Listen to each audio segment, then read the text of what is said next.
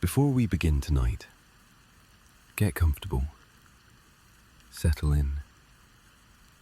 If there's a blanket nearby, pull it a little closer. Let your shoulders drop. Let the day go. There's nothing left to solve tonight. Whatever you were carrying when you sat down, you can set it down now. Just for a while. Because the story we're telling tonight, it's a gentle one, in the way that only the saddest stories are gentle. Not loud, not shocking, just quiet and true, and the kind of thing that has weight to it, the way a heavy coat has weight when you've been wearing it for years and finally get to take it off. If stories like this help you rest, a quiet like or subscribe means the world. And if you want to leave a comment telling me where in the world you're listening from tonight, I always read them. Always. Now, let me ask you something. We talk about Batman the way we talk about inevitability.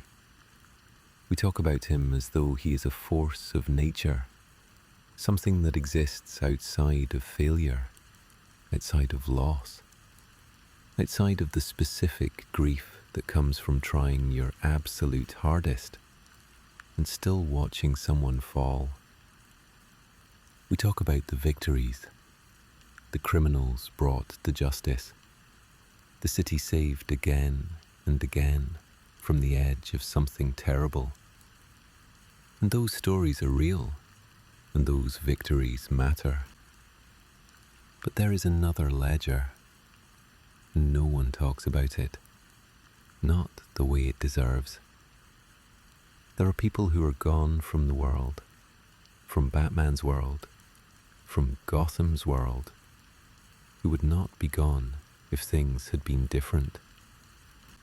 If Batman had been a little faster, a little smarter, a little less certain of one plan when he should have tried another.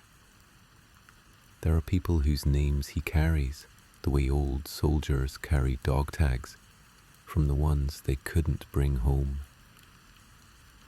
This is not a story about failure in the cheap sense.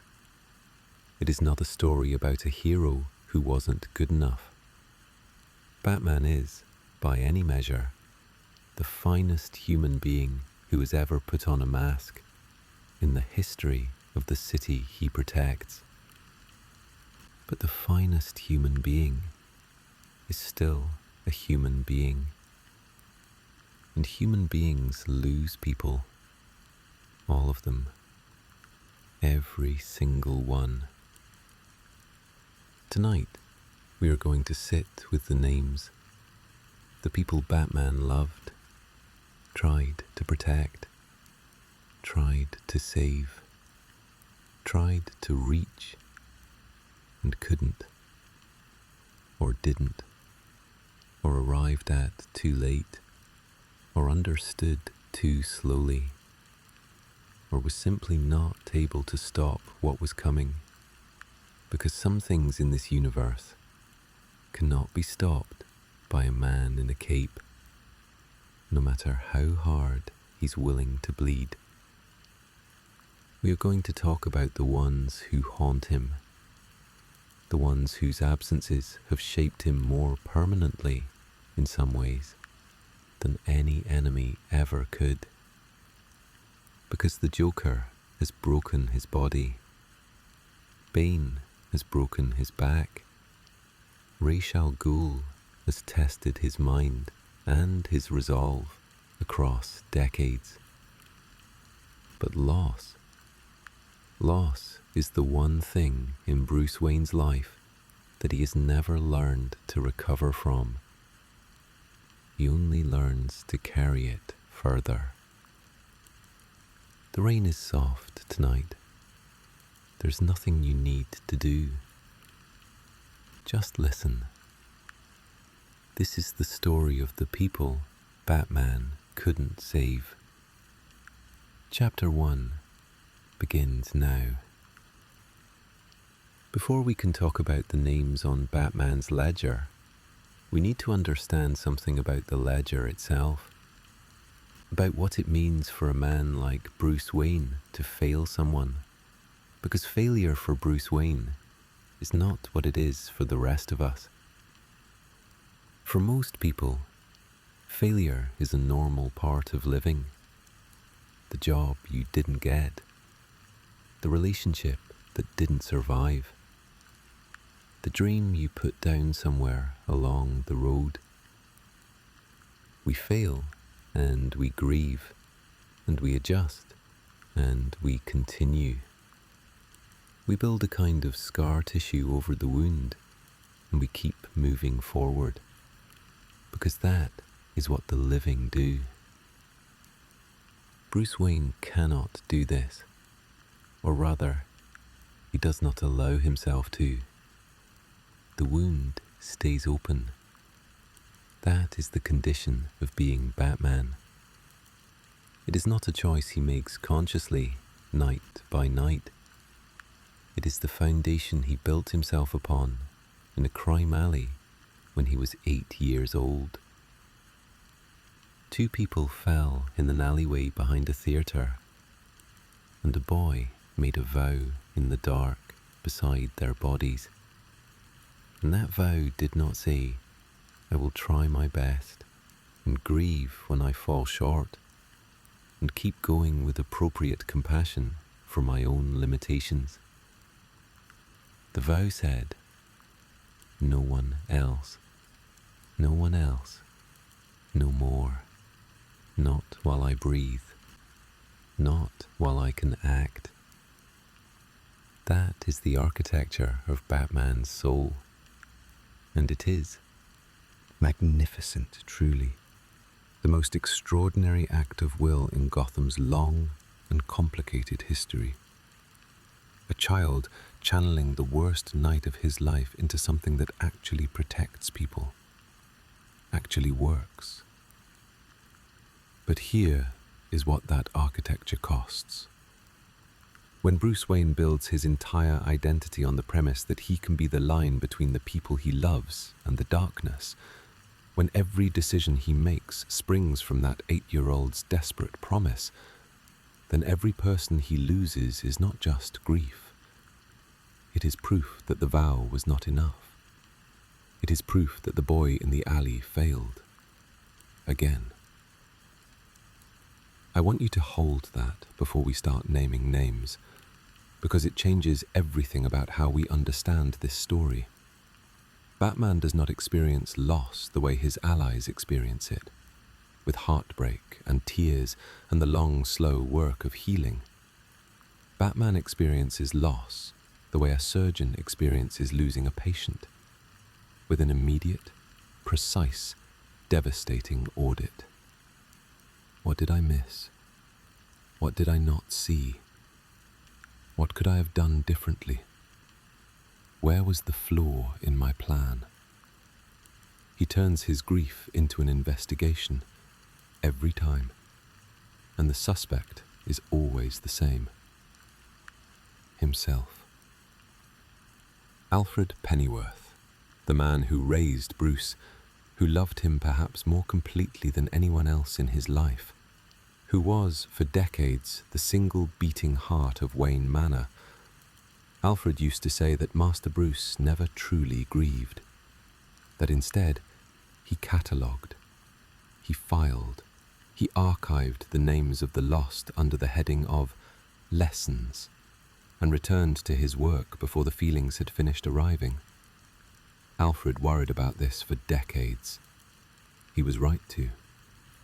Now, let's talk about the very beginning of the ledger, because before Jason, before Barbara, before any of the names history tends to remember when it thinks about Batman's losses, there were others, earlier ones, the ones that set the pattern, that showed the world and showed Bruce himself what this life was going to cost. Let us begin with Leslie Tompkins. Not a death, not a kidnapping. Something quieter and in some ways harder, a loss of faith. Leslie Tompkins was a physician, a humanitarian, a woman who ran a free clinic in Crime Alley for decades, in the very street, in the very neighborhood where Thomas and Martha Wayne were murdered. She was there that night. She was the first adult to reach the boy kneeling between his parents' bodies. She cradled Bruce Wayne in the moments immediately after the worst thing that had ever happened to him. She chose, in that moment, not to call the police immediately, to hold the child first, to let him be held before the world began its machinery of officials and questions and the cold procedure of tragedy. It was an act of profound human kindness. Bruce never forgot it.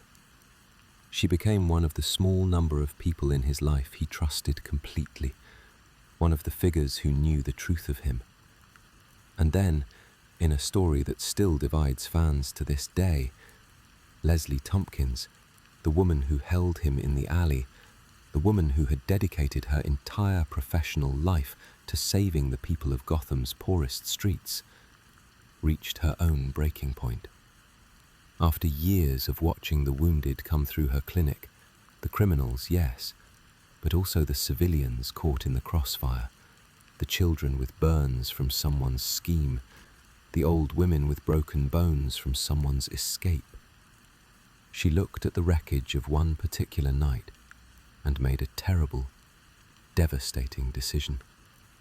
She could not stop Bruce from being Batman. She had tried with words, with arguments, with the moral authority of the woman who had loved him since the alley. He would not stop. So she stopped helping. She, in her grief and her rage and her sense of absolute futility, stepped back from the work of repair. The specific version of events in the comics of that era is genuinely dark, darker than most tellings acknowledge, but what survives every retelling is the core wound. The woman who first held Batman lost faith in him, and Bruce Wayne, who had built himself on the belief that he could be the protection he didn't have at 8 years old, had to sit with the knowledge that the woman who knew him best had looked at his life's work and found it wanting. She eventually forgave him. The relationship was repaired across years with the slow and imperfect work that real forgiveness requires. But some doors, once you've walked through them, leave a draft forever. Leslie Tompkins did not die. She walked away, and Batman had to learn that some losses don't come wrapped in tragedy. Some of them come wrapped in a person's quiet and considered decision that they can no longer be part of your world. He had to learn that some people choose to leave, and that he cannot, even with everything he is, make that choice for them. Then there is Harold. Harold is not a famous name in Batman's world. He doesn't appear in the movies. He doesn't get the merchandise. But in the comics, across a stretch of years in the 90s, Harold was one of the most quietly essential people in Bruce Wayne's life. A mute, disfigured man with a genius for mechanics who lived in the Batcave and maintained every piece of equipment Batman used. He asked for nothing. He spoke to no one. He simply worked in the dark beneath Wayne Manor, keeping the machinery of the war in perfect order. Harold was vulnerable in a way that Bruce, at some level, understood and respected. He was a man the world had been unkind to, who had found in the cave a place where his gifts were valued and his difference was irrelevant. Bruce gave him that. It was one of the genuinely uncomplicated good things in a life that had very few of them. And then Harold was used against him. In the story called Hush, someone offered Harold the one thing Bruce had never thought to offer: a cure for his deformities, a normal face, a voice. In exchange for a betrayal so small it was almost nothing, a minor sabotage, a tiny corruption of a single piece of equipment, enough to cause Bruce a moment of vulnerability. Harold, who had lived his whole life in darkness and silence, said yes. He said yes, and then the man who had promised him the cure shot him. Harold died in the Batcave, in the place Bruce had given him. And with his final conscious moments, he told Bruce everything. The name, the plan, the truth. He died confessing. He died sorry. Bruce Wayne sat with that for a long time. Harold had betrayed him. Harold had also been a man who wanted a normal face, a voice. Things that most people have without thinking. Things that Harold had been denied his whole life. And the man who could have given Harold those things, who had the resources and the connections and the medical reach to have simply cured Harold years before, had never thought to try. He had given Harold a home. He had not thought to give him a life. The ledger is complicated that way. Sometimes the names on it are people Batman couldn't save from villains. And sometimes they are people Batman didn't know he was failing until it was too late to go back. There is one more name that belongs in this first chapter, before we move into the stories the world knows better. One name that doesn't even belong to a specific person, but to a pattern. A recurring truth that Batman has had to live with across his entire career. Gotham City has a recidivism problem. It has always had a recidivism problem. The criminals Batman catches, not the supervillains, not the costumed catastrophes, but the ordinary, street-level criminals. The men and women whose lives have been shaped by poverty and violence, and the particular grinding despair of living in one of the most corrupt cities in America. Those criminals get arrested. They go through the system, and they come back. They come back because the system is broken in ways Batman's fists cannot fix. The prisons don't rehabilitate. The poverty doesn't lift. The corruption he spends his nights fighting is structural, built into the walls of City Hall and the police department and the courts. And a man who can bench press 600 pounds and deduce a criminal's identity from a speck of ash is still just a man. He can arrest the crime. He cannot arrest the conditions that produce it. Batman knows this. He has always known this. The Wayne Foundation, Bruce's daylight face, his public identity, the billionaire who funds clinics and scholarships and infrastructure projects across Gotham's most neglected neighborhoods, is his attempt to fight the problem from the other side. Not just stop the crime, reduce the need for it. But he is one man with one foundation in a city of millions, and the math does not balance. Every night, somewhere in Gotham, someone makes a desperate choice that leads them somewhere they cannot come back from. And Batman is not everywhere. He cannot be. No one can. He has never made peace with this. He suspects he never will. These are the first entries in the ledger, the pattern setters. the ones that taught him what kind of loss he was going to have to learn to carry. Chapter 2 takes us to the name that changed everything, the loss that rewrote him. The name that even now, decades later, he has never fully learned to say without something changing in his face. Jason. Before Jason Todd, Batman had Robin.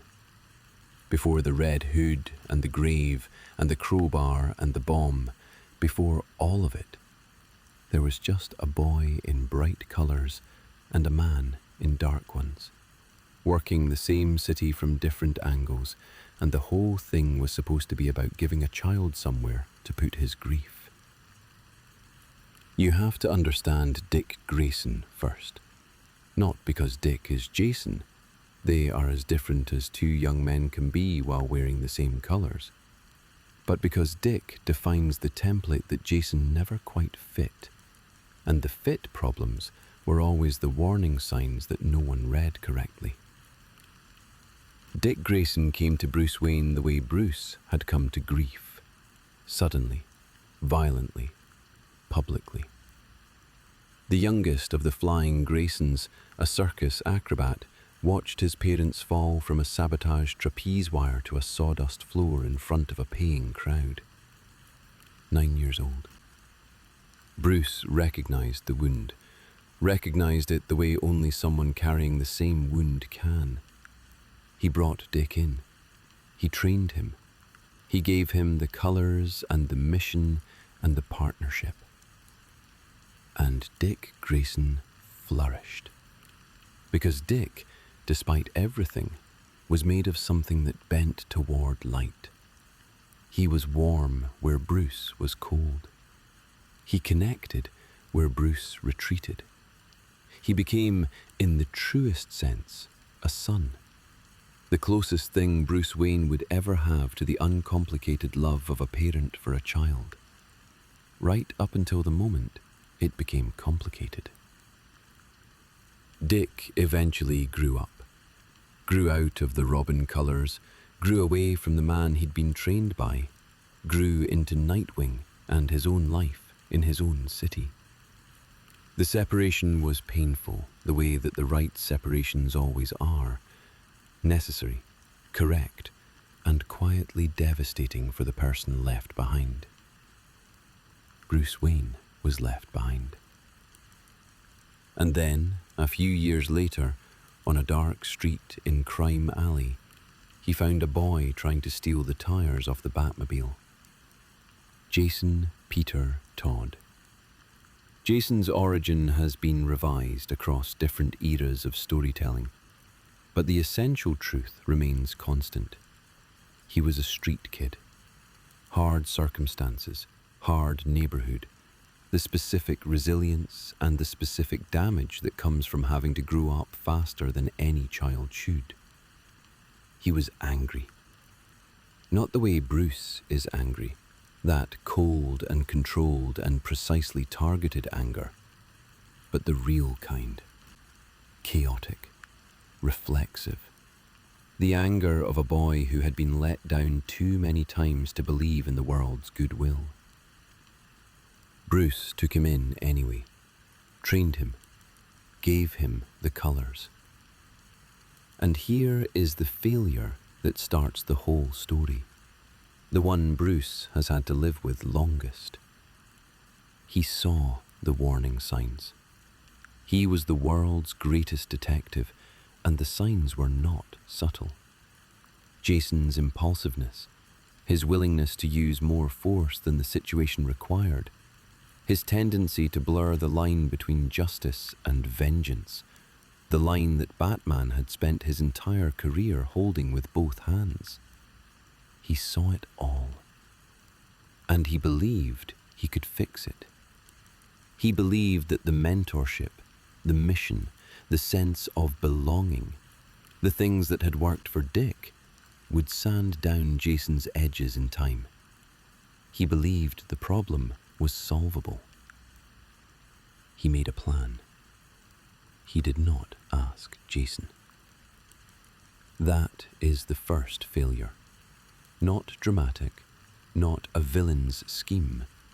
Just a man who was used to solving problems alone, deciding to apply that habit to a child who needed something different, who needed to be heard, not managed, who needed Bruce to say, "I see you.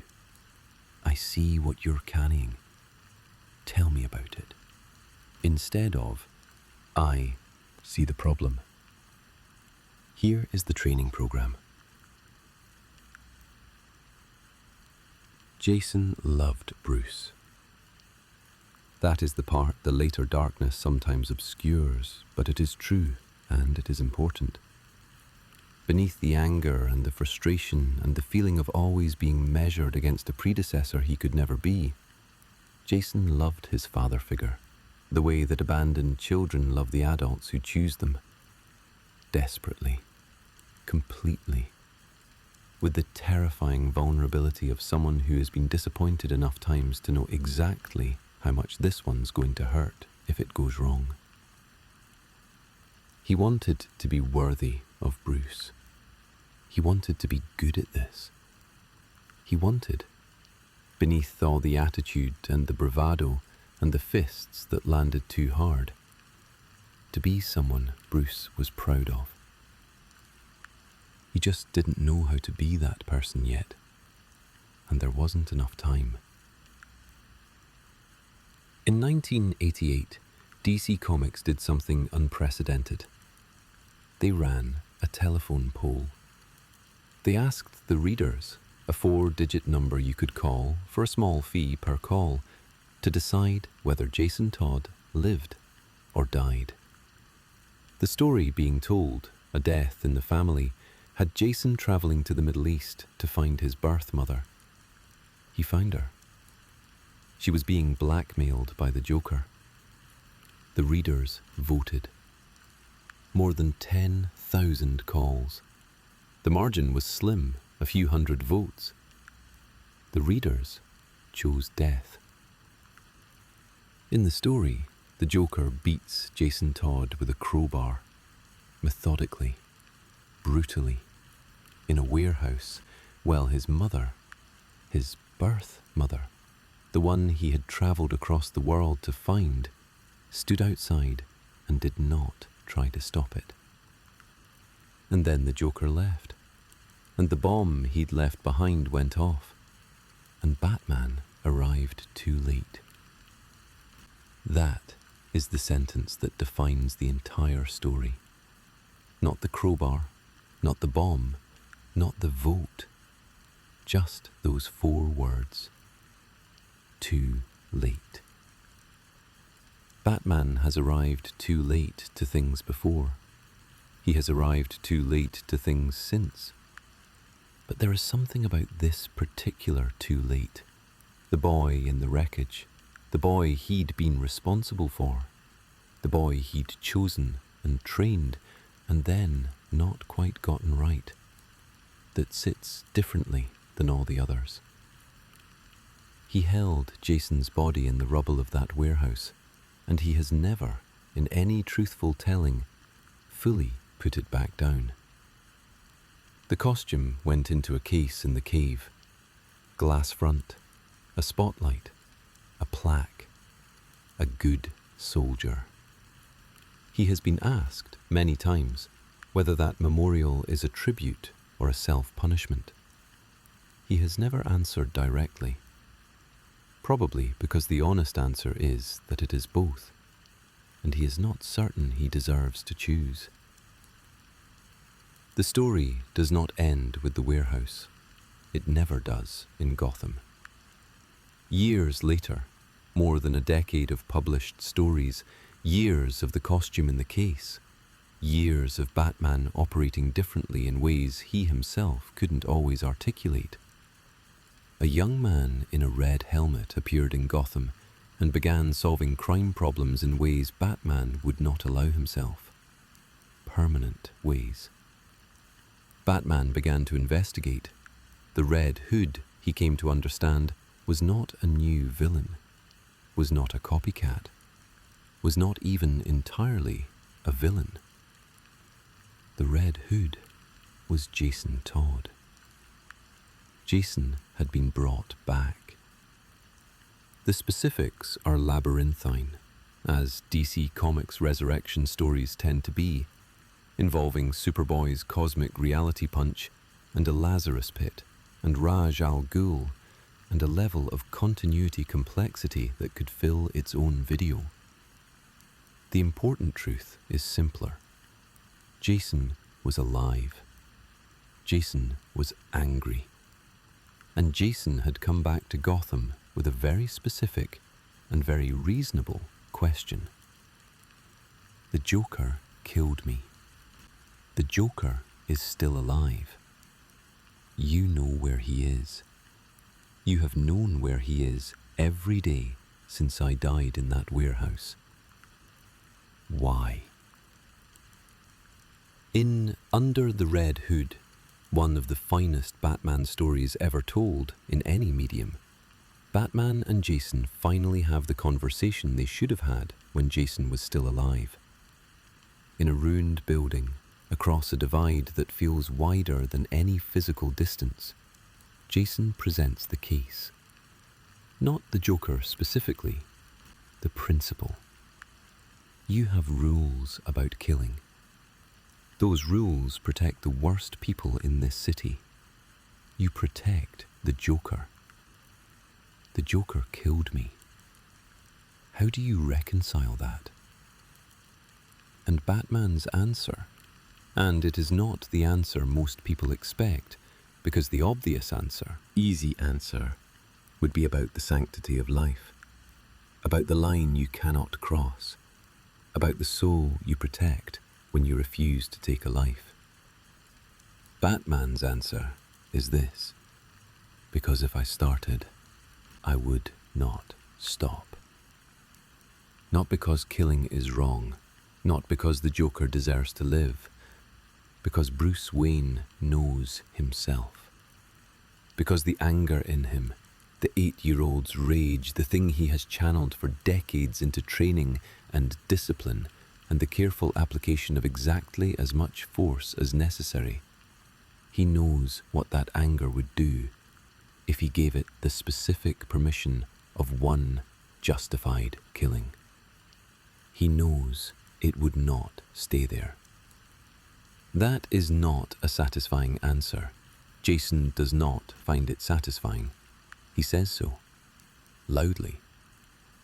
And he is not wrong. It is not a satisfying answer. It is just the only honest one Batman has. Jason Todd is still alive in the current continuity of DC Comics. He has been Red Hood, anti-hero, occasionally hero, occasionally somewhere darker than either. He and Bruce have a relationship now that is neither the mentorship that was, nor the warfare that came after. It is something more complicated and more real than either of those things. Something that looks, on its better days, like the careful and imperfect love of a father and a son who nearly destroyed each other and are trying, slowly, to figure out if there is still something between them worth keeping. There is. Batman knows there is. He keeps trying. So does Jason. But the costume stays in the case. The spotlight stays on. Because Batman needs to remember. Not to punish himself, or not only that, but because the boy in that warehouse is the clearest proof he has of the thing that keeps him running, the thing that will not let him stop, that he is not infallible, that the vow can be held perfectly and still not be enough, that you can be the best person you know how to be and still watch someone die in a warehouse while you're a few minutes too far away. He keeps the costume to remember the weight of the word too late, so that he never, ever gets used to carrying it lightly. There are losses in Batman's life that are complicated by death. And then there is Barbara Gordon. Barbara Gordon was not killed. She is alive. She has always been alive through everything. And that is almost the point. Because the story of what happened to Barbara Gordon is not the story of a death. It is the story of a Saturday afternoon when a man rang a doorbell and the daughter of the Gotham City Police Commissioner opened it. And the world changed for her in a way it should never have had to. Let us begin at the beginning, because Barbara Gordon's story is one of the most important in the entire 70-year history of Batman comics, and it deserves to be told with the care it has earned. Barbara Gordon did not need Batman to give her permission to be a hero. That is the first and most important thing to understand about her. She put on a costume, initially for a masquerade ball in the older telling, and in the details, later revised, increasingly her own choice, her own design. And she went out and she was Batgirl, not because a mentor told her she was ready, not because anyone handed it to her, but because she looked at Gotham and deciding she could help. She is, in this sense, the most purely voluntary hero in Batman's orbit. Dick Grayson was shaped by grief. Jason Todd was shaped by circumstance. Damian Wayne was engineered. Tim Drake was recruited. Barbara Gordon looked at a city that needed protecting and said, "I have the skills. I have the mind. Why am I not doing this?" She was brilliant, is brilliant, the most formidable information mind in Gotham, before the chair, before Oracle, before the second chapter of her story. She was a librarian with a black belt and a photographic memory and the kind of courage that doesn't announce itself. She worked alongside Batman for years. She irritated him occasionally. He is not always an easy man to work alongside. And she earned his respect in the way that only a few people ever truly earn it. By being undeniably, objectively better than him at something, and then being gracious about it. She was better than him at information, at data, at the vast interconnected web of intelligence that modern crime fighting actually requires. Not just the interrogations and the deductions, but the big picture, the pattern recognition, the ability to look at a city's worth of data and find the 2 points that were never supposed to connect. She was, in ways that neither of them entirely recognized at the time, essential. And then came the Saturday afternoon. The story is called The Killing Joke. Alan Moore wrote it. Brian Bolland drew it. It was published in 1988, the same year as A Death in the Family, which tells you something about what kind of year 1988 was for Batman's world. The Joker in that story was trying to prove a point. His point, the thesis of the entire work, the argument the Joker makes with everything he does, is that one bad day is all it takes. One sufficiently terrible day, and the most sane and moral person in the world becomes just like him. Chaos beneath a thin, civilized veneer. He had a bad day once. Everyone has a bad day once. The difference between the Joker and the rest of humanity, he argues, is purely accidental. He chose James Gordon to prove the point. The Commissioner, the most morally stable man in Gotham's law enforcement, the man who had maintained his decency through decades of the city's corruption, who had partnered with a vigilante because justice mattered more than procedure, who had given his career and his sleep and his marriage to this city, and asked for nothing back but the chance to keep doing it. And to set the stage for that experiment, to give himself leverage over Gordon, and to make his point with the most efficient possible cruelty, the Joker went to Gordon's apartment first. Barbara answered the door. She didn't know it was him. There was no reason to expect the Joker at her father's door on a Saturday afternoon. She opened the door, and he shot her through the spine. The bullet severed her spinal cord. She fell. The Joker took photographs. He used those photographs to torture her father. Gordon survived it. Survived because he was James Gordon. Because he was the man the Joker had underestimated. Because he did not break the way the Joker needed him to. But Barbara's injury was permanent. She would not walk again. There are several conversations about Barbara Gordon and the killing joke that deserve to be acknowledged honestly, because this is a story that asks something of us.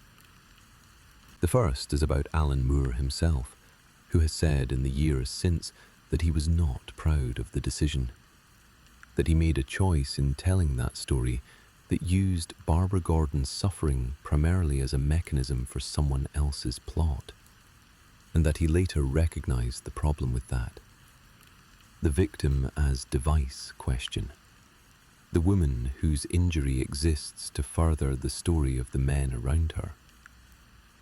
The second conversation is about what DC Comics did next, because the remarkable thing, and genuinely the thing that redeems everything, is what Barbara Gordon became in the years following the killing joke.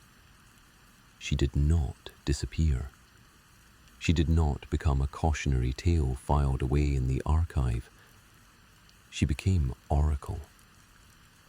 Oracle. The most invaluable intelligence asset in the DC universe.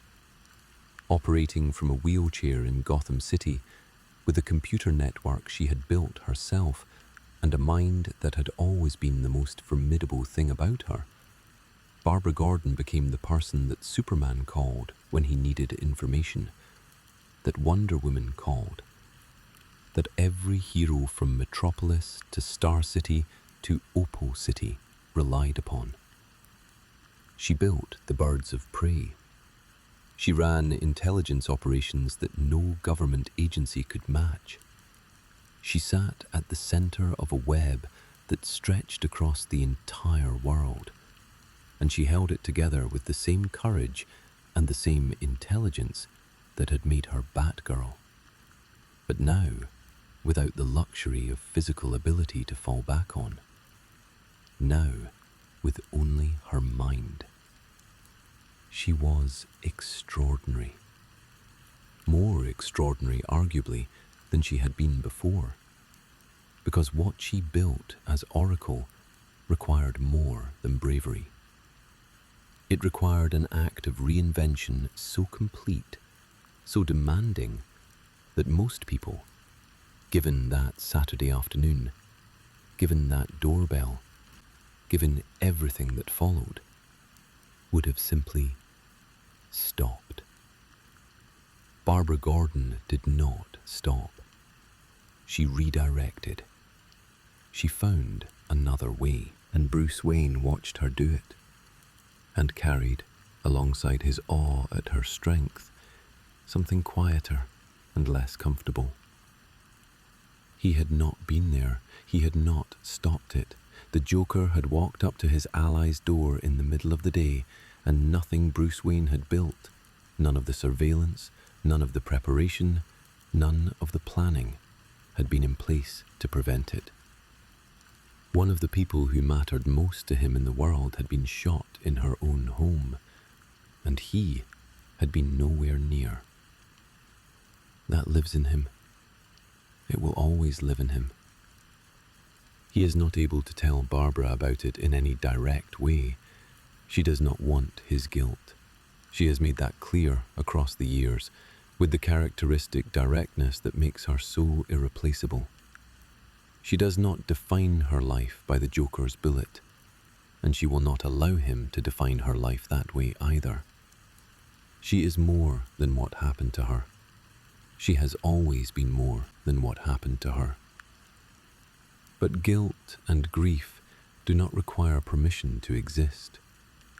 Bruce Wayne knows this.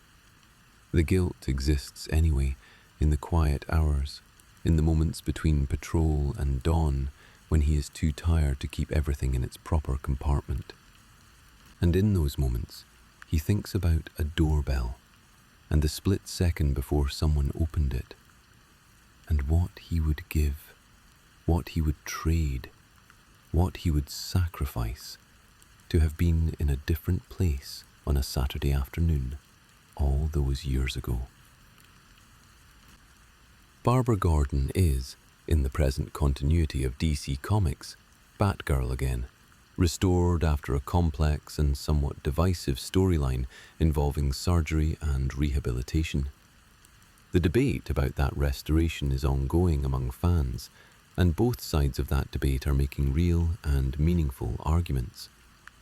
Some people felt that Oracle, the wheelchair-using, intelligence-operating, network-building Oracle, was more important and more unprecedented and more valuable as a representation than any version of Batgirl could be.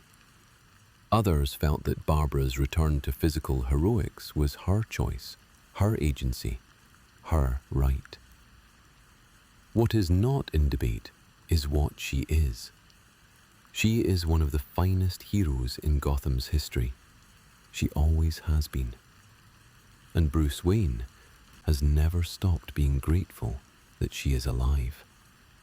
Even on the days when her being alive requires him to look directly at what it cost her to get there, and at his own absence from the moment it happened. Gratitude and guilt. They live together in him, the way many things do. Quiet, patient, not going anywhere. We have been moving forward through Bruce Wayne's life. Now, we have to go back. All the way back. To the beginning. To the loss that is not one entry in the ledger, but the ledger itself. The reason the ledger exists at all.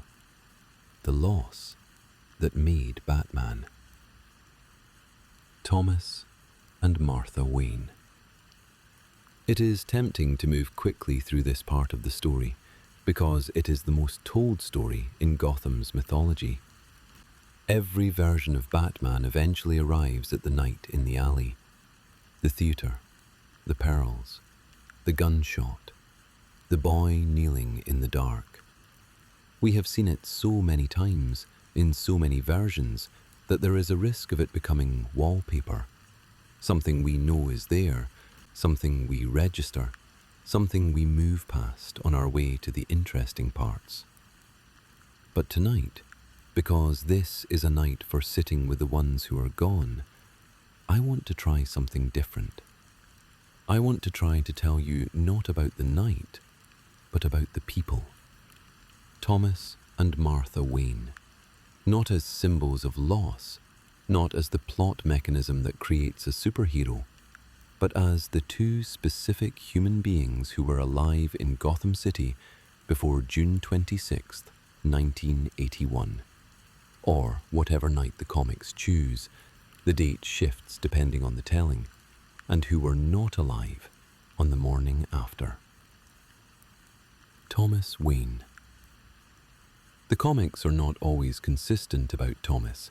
He is, in some stories, saintly to the point of abstraction, the ideal father, the good doctor, the philanthropist without flaw.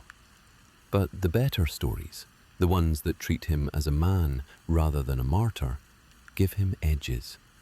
Give him the specific complications of someone who is trying to be genuinely good in a world that makes goodness complicated. Thomas Wayne was a surgeon, not a hobbyist, not a gentleman physician tending the wealthy, a serious, skilled, working surgeon who operated on the people of Gotham, all of them, regardless of their ability to pay. The Wayne Foundation was his project, or his and Martha's together. a genuine attempt to use the absurd wealth of the Wayne family name in the service of the city that had produced it. He was not naive about Gotham. He knew what it was. He had practiced medicine in it long enough to know the precise ways in which poverty and crime and corruption made the work of healing exponentially harder. He kept working anyway.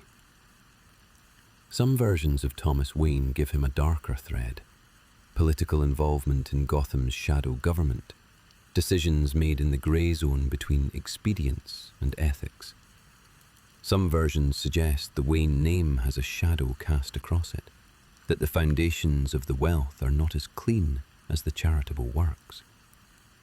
These threads are always contentious among fans, and their canonical status is always in question. But they are worth acknowledging, because they are what happens when storytellers decide to take Thomas Wayne seriously as a person rather than as an ideal. People contain contradictions, even the good ones, especially the good ones, perhaps. What is never in question across every telling is this: he loved his son. He loved Bruce with the specific, attending, present love that Bruce Wayne would spend his entire adult life trying to replicate in his relationships with his wards and his allies, and finding again and again that he was better at it than he sometimes gave himself credit for, because he had learned it from a man who was very good at it indeed. Thomas Wayne played with his son. He made time for him in the way that busy and important people so often fail to do. He told him about medicine. He told him about the city. He told him about responsibility, about what it meant to have what the Waynes had and live in the same city as people who had nothing, and what that obligated you to do about it. Bruce absorbed all of it. He carries it still. More than he knows, Batman is his father's answer to his father's question: what does having everything obligate you to do? Martha Wayne. Martha is, in most tellings, the quieter of the two, which is not to say less forceful. She is the warmth in the household, the social intelligence, the person who could read a room the way Thomas could read a patient. The Wayne Foundation's arts programs, its community building work, the parts of the charitable enterprise that had to do with human connection rather than surgical precision, these were Martha's domain. She loved music. She loved literature.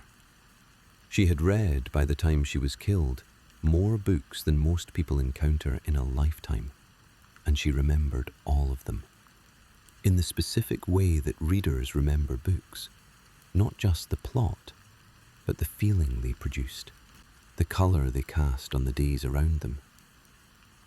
She was teaching Bruce to read in that spirit, not just the words, but the texture of them, not just the story, but why the story mattered. He was 8 years old when she died. He had not finished learning. He never stopped learning. He reads more than any other hero in DC's roster, not as recreation, but as discipline, as devotion, as the continuation of something his mother started. Every book he has read since 1981 has been, in some small and private way, a conversation with a woman who is no longer there to have it. The man who killed them is named Joe Chill in the most common telling. A mugger, not a supervillain, not a costumed schemer, just a desperate man with a gun who saw a wealthy couple leaving a theatre and made a decision that lasted about 30 seconds and cost the world 60 years. Bruce Wayne has known this for most of his adult life. He tracked Joe Chill down, in the stories where this happens, and he confronted him. Not to kill him, not to hand him to the police, to look at him, to understand him, to see if the man who had ended his parents' lives and started his own was in any way adequate to the weight of what he'd done. He wasn't, of course. Joe Chill was just a man, a frightened, small, desperate man who had made a terrible choice and never recovered from it either in his own way. The confrontation, depending on the telling, ends in several different ways, none of them cathartic, none of them clean, because there is no clean ending to that story. Thomas and Martha Wayne are still dead. Joe Chill is still the person who killed them. Bruce Wayne is still the boy who watched. The confrontation doesn't change any of those facts. It only adds one more fact. The man who did it was not a monster. He was a man. That is its own kind of grief. To discover that the author of your tragedy was not a demon, but a person.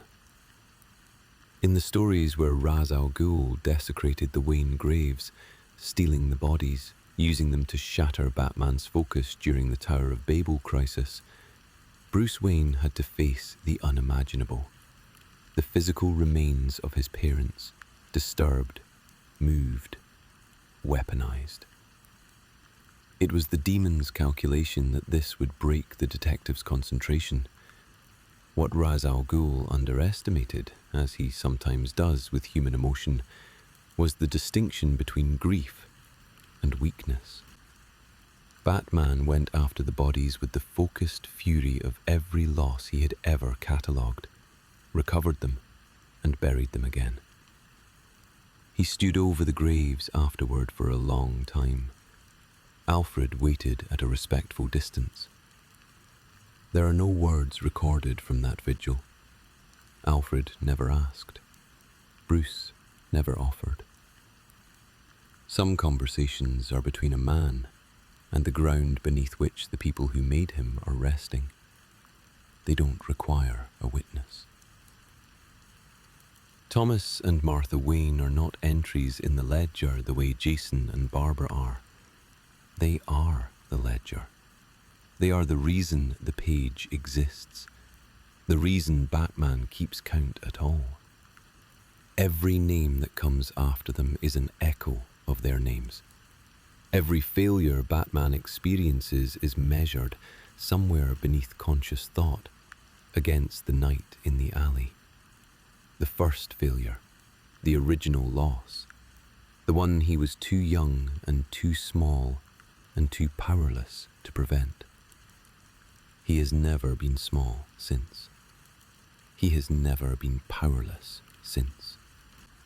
He has done everything a human being can do to ensure that he will never stand frozen over someone's fallen body again. And it is not enough. It was never going to be enough. That is the tragedy of Bruce Wayne. Not that he failed to become a hero. He succeeded at that beyond all reasonable expectation. The tragedy is that no hero is fast enough to go back. No amount of training reaches across the years.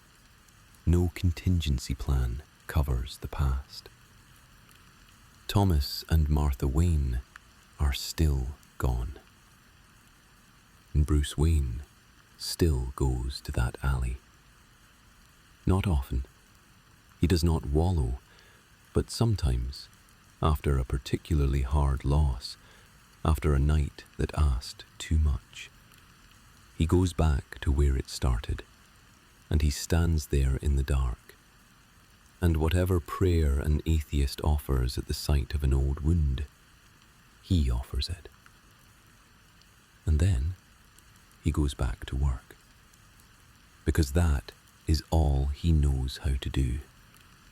And it is, in its own painful way, the most profound tribute he could offer to the people who taught him that what you have obligates you to what you do.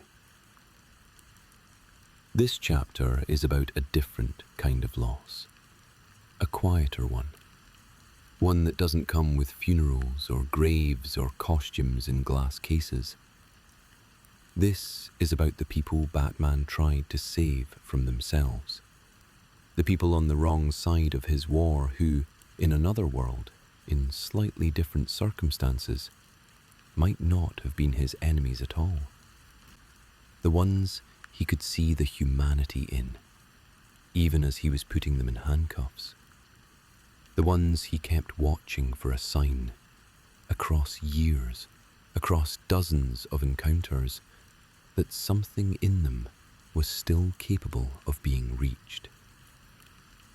Some people call these the tragic villains. I want to call them something different. I want to call them the ones who almost made it. Because that is the truth that Batman has to live with. Not just that people he loved were hurt, but that people who could have been different, who were not born into the roles they ended up inhabiting, chose those roles in moments of crisis that he sometimes understands completely. Harvey Dent. Harvey Dent is the failure that Batman returns to most often, when he is being honest with himself about his limitations as a person, rather than as a hero. Because Harvey Dent was not a villain first.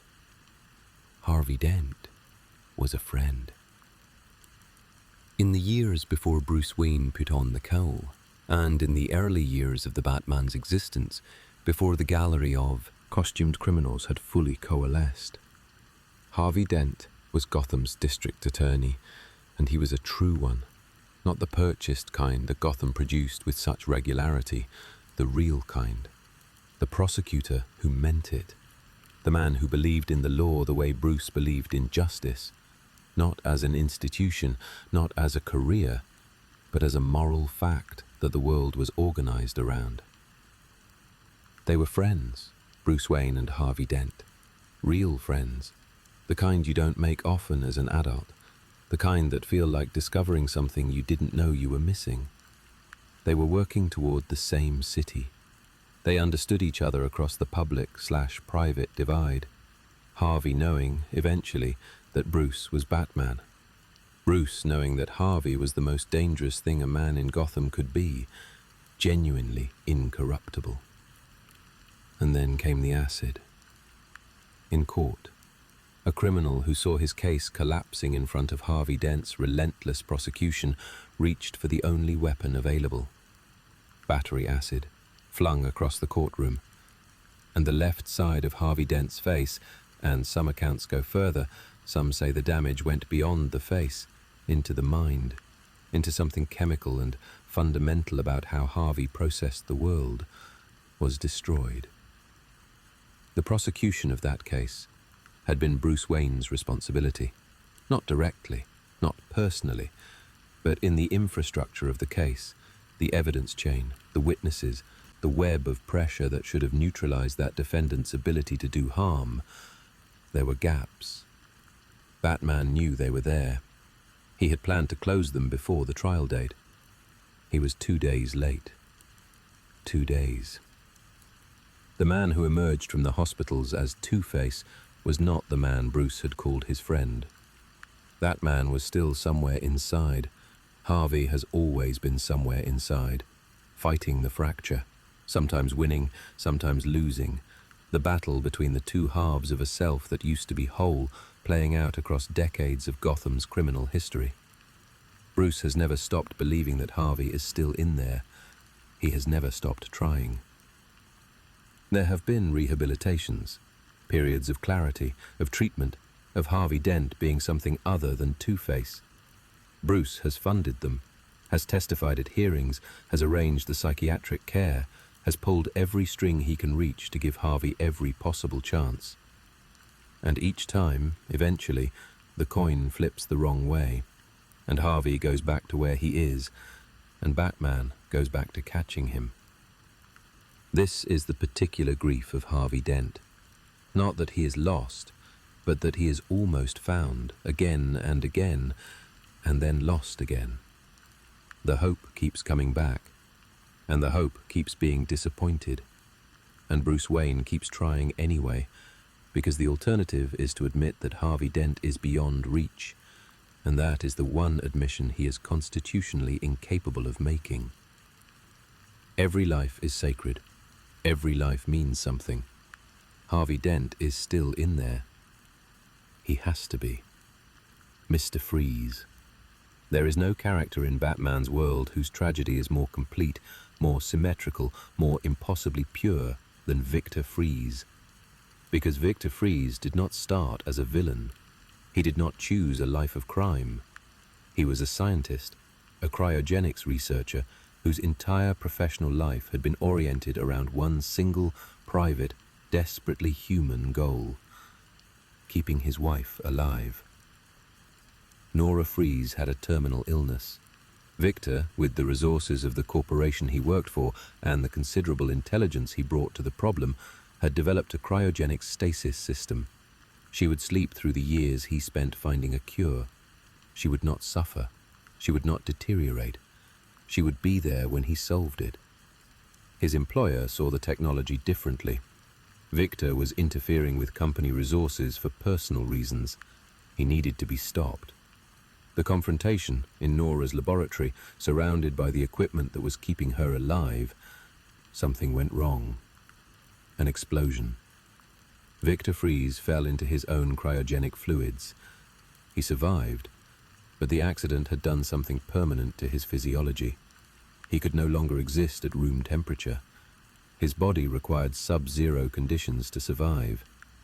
He built the suit, not as a weapon initially, but as the only way a man with his particular condition could continue to exist among other people. And then he discovered that his wife's treatment had been terminated, that while he had been recovering, the company had moved on. Nora was gone, or the means to keep her were gone, and the cure was no closer, and the years were passing, and the man in the cryosuit, who had once been a dedicated scientist, had nothing left to work with except rage. Batman has arrested Victor Freeze more times than either of them can count, and Batman has, in some ways, genuinely tried to help him, has worked to have Nora's case reviewed, has involved Wayne Enterprises' medical research divisions in trying to find a cure, has treated the man underneath the suit with a seriousness that other Gotham institutions never quite managed. But he cannot give Victor Freeze what Victor Freeze needs. He cannot give him his wife, healed and awake and warm. He cannot give him back the years the accident took from them. He cannot make the accident unhappen. He can only offer imperfect alternatives to a man for whom perfection was always the only acceptable outcome, because the cost of anything less is the woman he loves. Victor Freeze does not hate Batman. He doesn't really hate anyone, except the people who took Nora from him. He is simply a man who has been destroyed by loss, and has not yet found a way to exist in the world that the loss left him in. Batman understands this more than he is comfortable admitting. Killer Croc, Waylon Jones, was born different, not by choice, not by experiment, not by exposure to some crime alley chemical accident, born with the genetic condition that caused his skin to scale, his body to grow massive and inhuman, his appearance to be, from the very first day of his life, something the world around him could not accommodate with anything resembling grace. He was a carnival attraction. He was a freak. He was stared at and feared and kept at a distance by every person who encountered him, from childhood onward, with a consistency and the completeness that would shape anyone's understanding of their relationship to the rest of humanity. He became violent because violence was the only power available to someone the world refused to integrate. He became a criminal because the criminal world, at least, could find a use for him, as muscle, as a threat, as the monster in the shadows that other criminals pointed to when they needed to frighten someone. Batman has beaten Waylon Jones into unconsciousness more than once, has put him in Arkham more times than either of them would choose to remember. And Batman has also, in the quieter stories, the ones that take place in the sewers where Croc eventually makes his home, sat with him, talked to him, treated him as a man rather than as a monster with a man's name. These moments don't make the headlines of Gotham. They are not the dramatic confrontations. They are just two damaged people sitting in the dark, and one of them saying, "I know what you are. I know what you're capable of. I'm here anyway." It's not enough. It was never going to be enough. Waylon Jones needed a different world, not a better Batman. He needed to have been born into a city that knew what to do with difference. He needed parents who had the resources to get him the medical care and the social support that might have given him a different story. He needed Thomas Wayne's Gotham, the one Thomas was trying to build. He got this one instead. Batman cannot build cities. He can only try to be present in the one he has. And sometimes, not often enough, but sometimes, being present matters. Not to solve the problem, just to refuse to look away from the person inside it.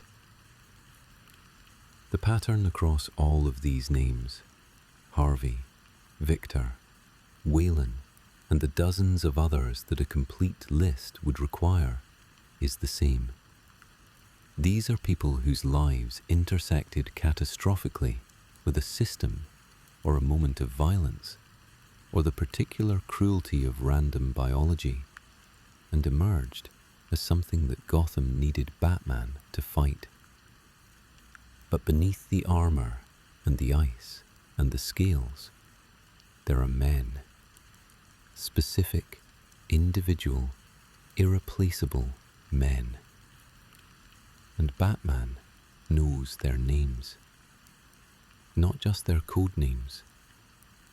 Their real ones. He carries those too. There is a particular loneliness to being Batman that no one who has not been inside his life can fully understand. It is not the loneliness of isolation. Bruce Wayne is surrounded by people. Alfred, the Bat family, the Justice League, the entire infrastructure of allies and associates and trusted collaborators that decades of Gotham's defense have assembled. He is not alone in the ordinary sense. But he is always the responsible one, the planner, the one who holds the weight. And the weight includes the specific grief of watching people who trusted him get hurt in his war. Alfred Pennyworth. Alfred was always going to be in this chapter. Not because he is gone. In the current continuity of comics, Alfred is dead, killed by Bane in the City of Bane storyline, and the ripples of that loss are still moving through the Batman comics years after the event. But also because of everything before the death. Because of the whole life spent in service of a mission that Alfred chose freely, that he believed in genuinely, and that cost him in ways that rarely get acknowledged. Alfred Pennyworth was not just a butler. He was a former intelligence operative, a trained field medic, a man who had lived a full and dangerous life before he came to Wayne Manor, who had seen more of the world's darkness than most soldiers. He was not press-ganged into this. He chose it, knowing what it was. But knowing a thing is expensive does not make paying for it cost less. Alfred spent decades managing a boy's grief that had calcified into a war. He spent decades stitching the wounds and making the breakfast and keeping the quiet and saying the things that needed to be said to a man who did not always make it easy to say them. He watched Bruce Wayne refuse to stop, refuse to ask for help, refuse to admit vulnerability again and again, year after year, and he stayed anyway. He stayed because he loved him. Because Bruce Wayne was the closest thing Alfred had to a son, and you do not leave your son, no matter how difficult it is to watch him bleed. He was taken from Bruce by Bane, who understood, as the best of Batman's enemies always do, that the way to break the man is not through the body. It is through the people who love him, the people he cannot protect, because protecting them is not something that can be achieved through preparation alone. You cannot put Alfred in a Kevlar suit and send him into the field. You cannot file him under protected asset and lock him in a vault. You can only love him, and love is not armor. When Alfred died, Bruce Wayne did not process it the way most people process the death of a parent figure. He did not cry at the funeral and allow himself to grieve and begin the slow, long work of healing. He did what Bruce Wayne does. He filed it. He archived it under consequence and failure and the price of the mission. He continued, but the continuing was different. Something in the engine of him changed, quieted. The cave was quieter. The mornings were quieter. The particular absence of Alfred's presence, which had been for so many decades the sound of someone who cared that he came home, left a frequency gap that nothing has filled. He talks to Alfred still, sometimes, in the cave alone. Not for therapeutic reasons. Bruce Wayne has complicated feelings about therapy. But because Alfred was the person he thought out loud with, the audience for the monologue of his own problem-solving, and old habits, especially the comforting ones, do not retire easily. He knows Alfred isn't there to hear it. He talks anyway. There are others in this chapter who deserve their time in the telling, because the pattern of loss among Batman's allies is not limited to a single devastating event. It runs across the whole length of his career, a series of wounds that come from the specific vulnerability of being close to someone who makes enemies the way Batman does. Lucius Fox. Lucius Fox ran Wayne Enterprises. This is his official function in Batman's world, the business mind behind the Wayne fortune, the man who kept the company operating so that Bruce's attention could be focused elsewhere. But Lucius Fox was also, in most tellings, a man who knew. Not always explicitly, not always in so many words, but a man who looked at the equipment requisitions and the medical supplies and the particular hours kept by the CEO and drew conclusions and filed them away, and never asked the question directly because he understood that the answer was a burden and he was not certain he wanted to carry it. This is a different kind of loyalty than Alfred's. Alfred's loyalty was all-encompassing, fully informed, entirely chosen. Lucius Fox's loyalty was performed in the space of careful not knowing, a form of protection that cost him in its own way, because pretending not to see things you can see is exhausting, and it is lonely, and it isolates you from the person you're protecting, even as you protect them. Lucius Fox has been in danger because of Batman, has been used as leverage, has been threatened, manipulated, targeted, and has continued to show up every morning to run the company that funds the mission because, underneath the careful not knowing, He has made a decision about which side of Gotham's war he is on. Bruce Wayne knows what that costs. He is not able to fully repay it. No promotion can repay it, no salary. The currency in which Lucius Fox is owed is a different one entirely, and it is the one Bruce is least equipped to pay. He does not say thank you enough. He knows this. Alfred told him more than once. He is trying to do better. There is also the question of the family he built. The Bat family. Dick, Jason, Tim, Cassandra, Damien, Barbara, Stephanie, Duke, and the names that come before and between and alongside those, is the most extraordinary thing Bruce Wayne has ever done. Not the detective work, not the physical achievements, the family. Because Bruce Wayne, a man who had every reason in the world to refuse connection, who understood from the age of 8 exactly how badly connection can go, how permanent the loss is, how total the destruction of a single moment of violence can be, chose, again and again, to let people in, to see a young person in need and to reach out, to open the cave and the house and the small and heavily guarded space in his chest where other people live. That is remarkable. That is, in some ways, braver than anything else he has ever done. And it has cost him, each time, in the specific way that love costs. Dick was hurt, regularly and severely, in a war that was originally Bruce's. Tim Drake, the third Robin, the one who sought Batman out rather than being recruited, the detective who looked at the evidence and figured it out and showed up at the cave door. Tim has been through things that no child should have been through, in a mission he chose because he believed in it.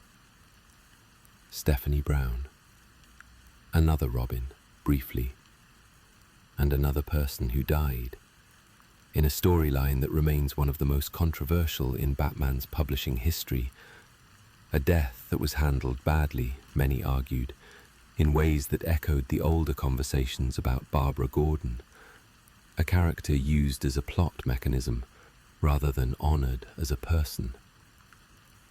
Stephanie Brown eventually came back too, through the particular resurrection logic of comics and through reader response that made it clear she was too important to lose. She became Batgirl. She became one of the finest versions of that character. She continued. But there was a period, a specific, painful, badly handled period, when she was gone. And Bruce Wayne carried that the way he carries all of them. Imperfectly. In the interior silence where his grief lives. Every one of these names represents a choice Batman made, to build a family in a burning building, to let people love him inside a war, to refuse the isolationist logic that says the safest thing is to keep everyone away. He could have said that. Many intelligent people have told him he should say that. He has never quite managed to believe it.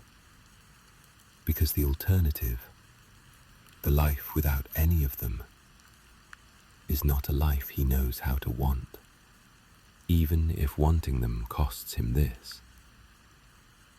He would rather carry the weight of loving them and losing pieces of them than live without the love at all. That is not a small thing for Bruce Wayne. That is enormous. That might be the most human thing about him. We have been talking all night about people, individual people, named people, the ones with faces and histories and the specific texture of having been real, even within the fiction. But there is one more name on Batman's ledger, the largest one, the one that doesn't belong to a single person, but to millions of them. To all the people who have lived and died and struggled and survived within the borders of a particular grey and complicated city on the eastern coast of a fictional America. Batman's ledger includes Gotham itself. This might seem abstract. It might seem like a category error. You cannot grieve a city the way you grieve a person. Cities are not people. They don't have faces. They don't have voices.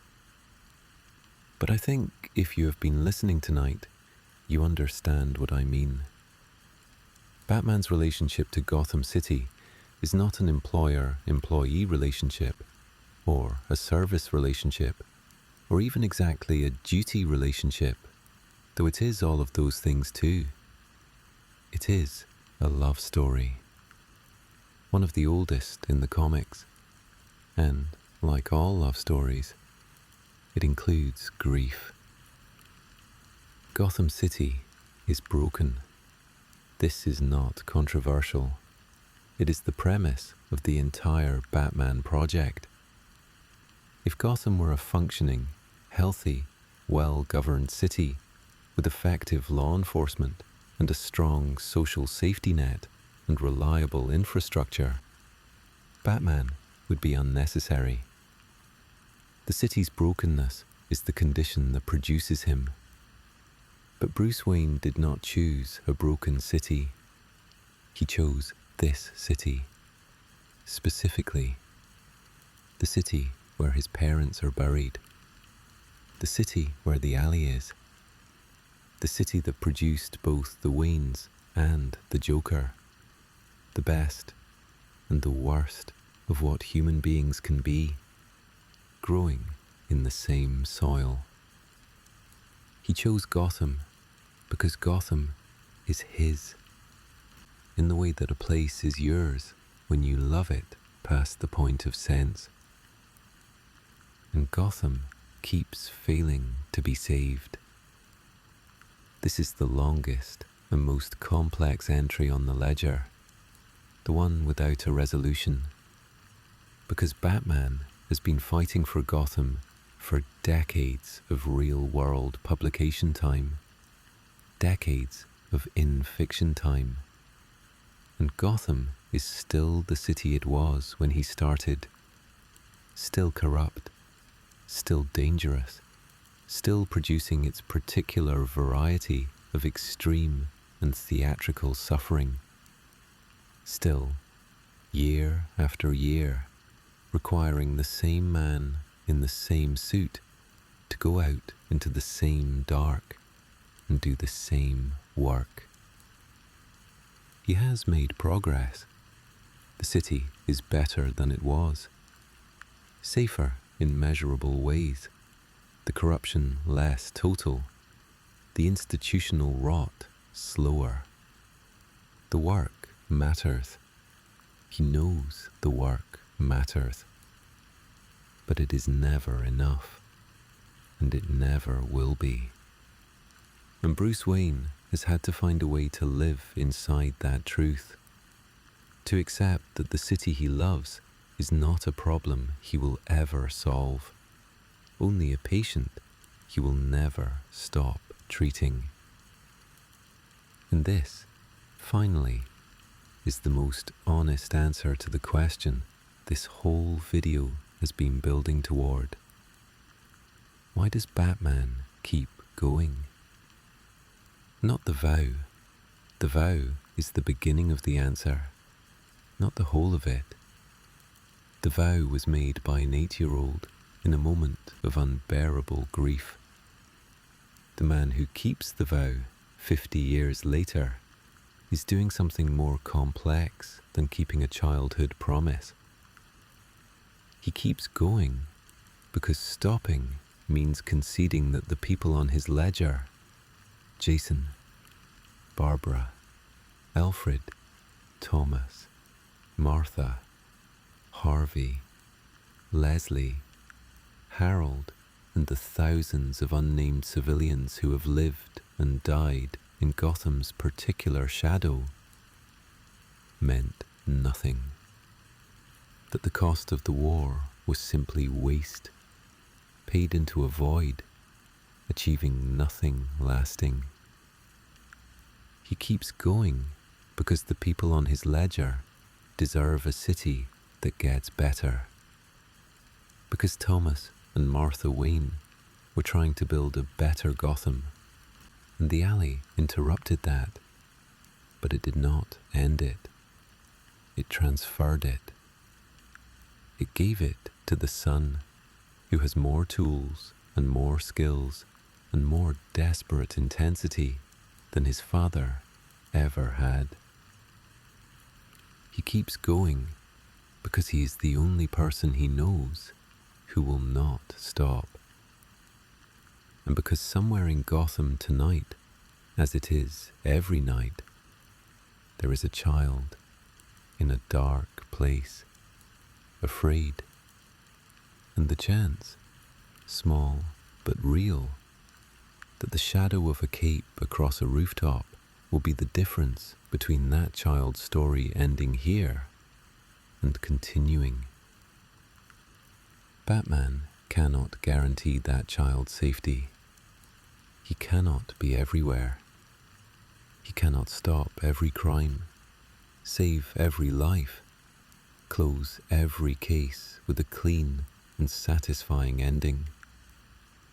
But he can get back in the car. He can go out again. He can be the shadow on the rooftop for one more night, for one more child, in one more dark place, in the city he has loved past the point of sense since before he knew what love was.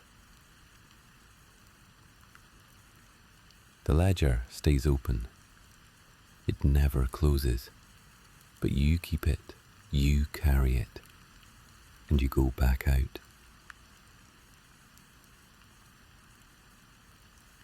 That is what Batman has always chosen. That is who he has always been. We are near the end now. The rain has almost gone. Let the story slow here. Let it settle. I want to tell you one more thing about Bruce Wayne. Something that the action and the darkness and the weight of all these names can sometimes obscure. Something that took me a long time to see clearly in all the years of reading these stories. Bruce Wayne is not broken by the people he couldn't save. He is shaped by them. There is a difference, and it is the difference that makes him worth 60 years of stories. A broken person stops.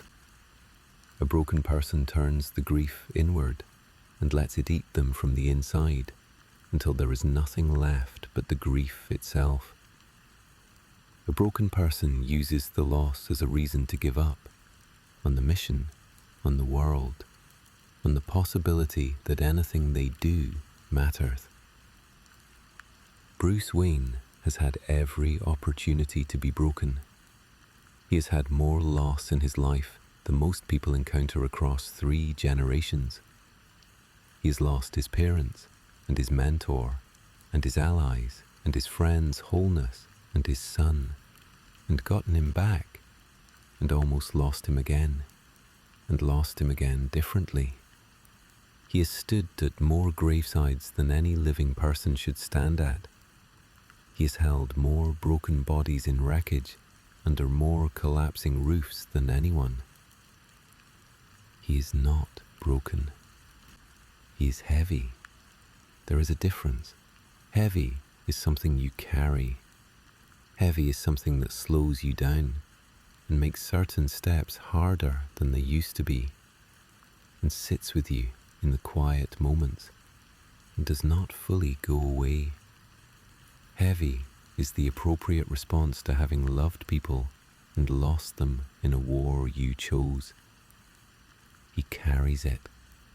He has always carried it, and he carries it forward into the next night, and the next case, and the next person who needs whatever it is that Batman can provide.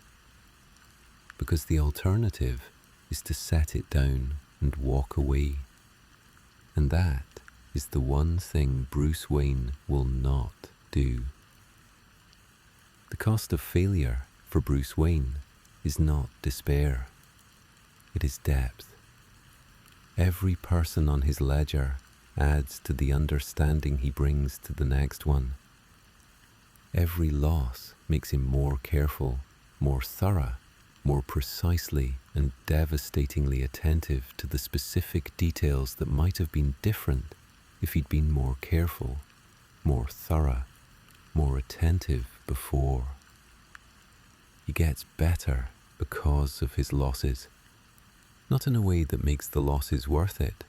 Nothing makes them worth it, but in a way that means they are not wasted, that the people whose names he carries had some influence on what came after, that Jason Todd in the glass case shapes every calculation Batman makes about the safety of his family, that Barbara Gordon on a Saturday afternoon shaped every piece of security architecture he has ever built, that Alfred's voice in the empty cave shapes the way he talks to the next generation of scared young people who find their way to his door. The names are not tombstones. They are lessons. Hard ones. The hardest ones. But lessons. This is the most honest thing I can tell you about what Batman is. Not a hero who wins. Not a man who saves everyone. Not an infallible force of justice that stands between the city and its darkness without cost. A man who loves specific people, who tries with everything he has to protect the specific people he loves, who fails sometimes because he is a man and not a god, and failure is built into the conditions of being human, who carries those failures with a seriousness and a permanence that most people would find crushing, and who gets back up every morning and goes out again every night. That is Batman. That has always been Batman. Not the victories, the getting back up. So let the story set you down now, gently, where it found you. Somewhere tonight, in the city that never quite sleeps, in the grey and complicated place between the rooftops, a figure is moving through the dark. Not dramatically, not triumphantly, just moving, working, doing the next thing, and then the one after that, and then the one after that, because that is what the work requires. He is thinking about the names. He is always thinking about the names. But tonight, in your version of this story, the one you've been carrying through this long, dark hour, let them rest a little. Let them be at peace. Let them be remembered the way the people we love deserve to be remembered, not as the weight of our failures, but as the specific, irreplaceable, unrepeatable individuals they were. Thomas Wayne, who believed in this city before it was easy to believe in it. Martha Wayne, who was teaching her son to read the texture of the world. Jason Todd, who wanted to be worthy, who still does. Barbara Gordon, who never stopped, not once. Alfred, who stayed, who always stayed. Harvey, who is still in there somewhere. He has to be. All of them, every one. If stories like this help you rest, if this kind of dark and careful company is what you need at the end of a long day, the quiet like and subscribe genuinely helps. And leave me a comment if you want. Tell me which of these names is the one that sits heaviest with you. Tell me where in the world you're listening from. I'll be here. The cave is quiet now. The rain has nearly stopped. Somewhere a city breathes in the dark and decides, for one more night, to keep going.